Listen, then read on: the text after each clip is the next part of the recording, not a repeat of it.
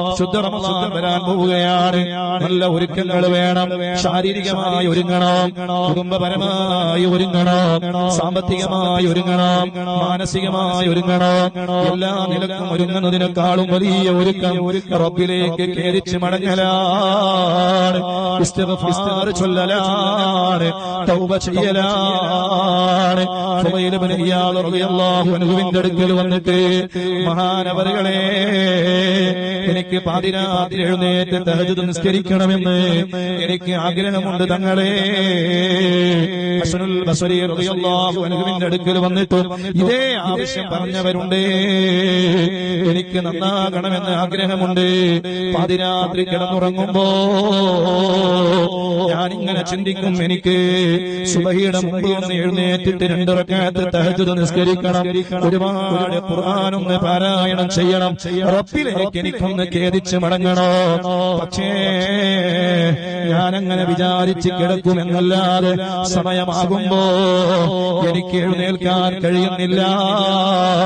ഫുളൈൽ ഇബ്നു ഇയാദ് തങ്ങളെ, ഹസനുൽ ബസ്രി തങ്ങളെ, മഹാന്മാര് രണ്ടുപേരും കൊടുത്ത മറുപടിയാണ്. ഓ മുഅ്മിനീങ്ങളെ, മുഅ്മിനാത്തുകളെ, ഓ പ്രിയപ്പെട്ട പെങ്ങളെ, ചെറുപ്പക്കാരാ, രണ്ടുപേരും കൊടുത്ത മറുപടിയാണ്. മോനെ, നീ ചെയ്യുന്ന ഹറാം നിന്നെ ബന്ധനസ്ഥനാക്കിയിരിക്കുന്നു.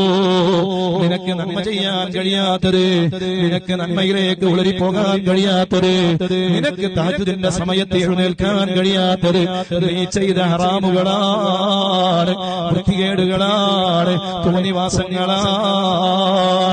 ഹറാം ഇങ്ങനെ ചെയ്യും തോറും, ഹറാം ഇങ്ങനെ വർദ്ധിക്കും തോറും നമുക്ക് നന്മ ചെയ്യാൻ കഴിയൂല. ഖുർആൻ ഓതാൻ മനസ്സുണ്ടാകൂല, സുന്നത്ത് നിസ്കരിക്കാനുള്ള മനസ്സുണ്ടാകൂല, തഹജ്ജുദ് നിസ്കരിക്കാനുള്ള മനസ്സുണ്ടാകൂല, ലദ്ദത്തോടെ നമുക്ക് നോമ്പ് നോക്കാൻ കഴിയൂല. അതുകൊണ്ട് കഴിഞ്ഞു പോയതെല്ലാം കഴിഞ്ഞു പോയി. റബ്ബിലേക്ക് ഖേദിച്ച് മടങ്ങിയിട്ട് തൗബയങ്ങ് വർദ്ധിപ്പിച്ചിട്ട് ഇസ്തിഗ്ഫാർ ധാരാളമായി ചൊല്ലി റമളാനിനെ സ്വീകരിക്കണേ. കളവ് പറയാത്ത നോമ്പ് നോൽക്കണം, ഗീബത്ത് പറയാത്ത നോമ്പ് നോൽക്കണം. ആരുടെയും പരദൂഷണങ്ങളോ, പച്ചബടായികളോ, പച്ചക്കളവുകളോ, ആരെയും പരിഹസിക്കുന്ന പരിഹാസത്തിന്റെ വർത്തമാനങ്ങളോ ഒന്നുമില്ലാതെ നല്ല ഖാലിസായ അല്ലാഹ് സ്വീകരിക്കുന്ന നല്ല നോമ്പ് ഈ വർഷത്തെ റമളാനിൽ നോക്കാൻ ഞങ്ങൾക്ക് തൗഫീഖ് നൽകണേ അല്ലാഹ്, തൗഫീഖ് നൽകണേ അല്ലാഹ്, തൗഫീഖ് നൽകണേ അല്ലാഹ്. അല്ലാഹുവേ, റമളാനിന്റെ എല്ലാ ഭംഗിയും നിലനിർത്തി റമളാനിനെ യാത്രയാക്കുന്ന വിശ്വാസികളിൽ ഞങ്ങളെ പെടുത്തണേ അല്ലാഹ്.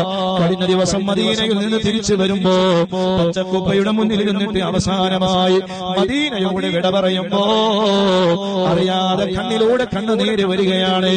അവസാനമായി ചിന്തിച്ചു പോയി, അല്ലാഹുവേ, ഇനി ഈ മദീന കാണാൻ ഞാൻ ജീവിച്ചിരിപ്പുണ്ടാകുമോ?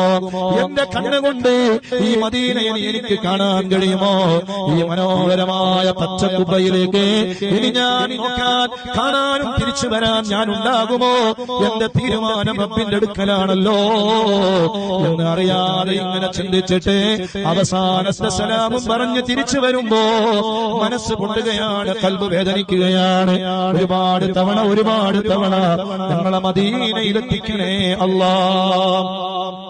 അതുപോലെ നമ്മളെല്ലാവരും ചിന്തിക്കണം, ഈ റമളാൻ എനിക്ക് അല്ലാഹു എഴുതപ്പെട്ട ആ ദിവസങ്ങളിൽ, ആ റമളാനുകളിൽ അവസാനത്തെ റമളാനായിരിക്കുമോ റബ്ബേ എന്ന് നമ്മളെല്ലാവരും ആലോചിച്ച് ഈ വർഷത്തെ വിശുദ്ധ റമളാൻ ഏറ്റവും നല്ല റമളാനായി റമളാനിനെ യാത്രയാക്കാൻ നമുക്ക് കഴിയണം.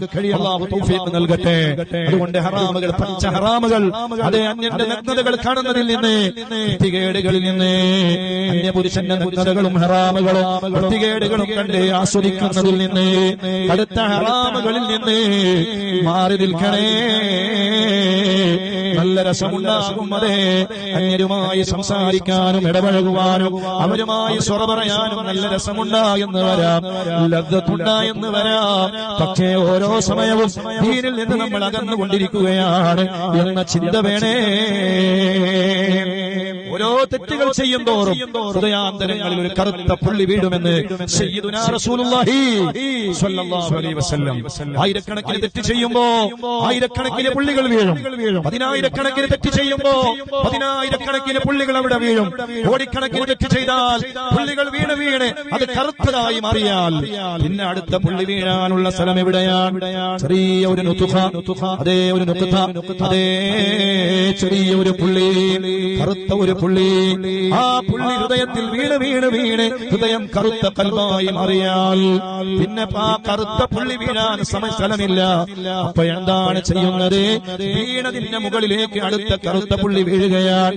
അങ്ങനെ വീണ് വീണ് നമ്മുടെ കൽബ് എത്ര വലിയ കറുത്ത കൽബായി മാറിയിട്ടുണ്ടാകും. അല്ലാഹുവേ, റസൂലുള്ളാഹിന്റെ ബറക്കത്ത് കൊണ്ട് ഞങ്ങളെ പാപങ്ങളെല്ലാം നീ കഴുകിക്കളയണേ അല്ലാഹ്.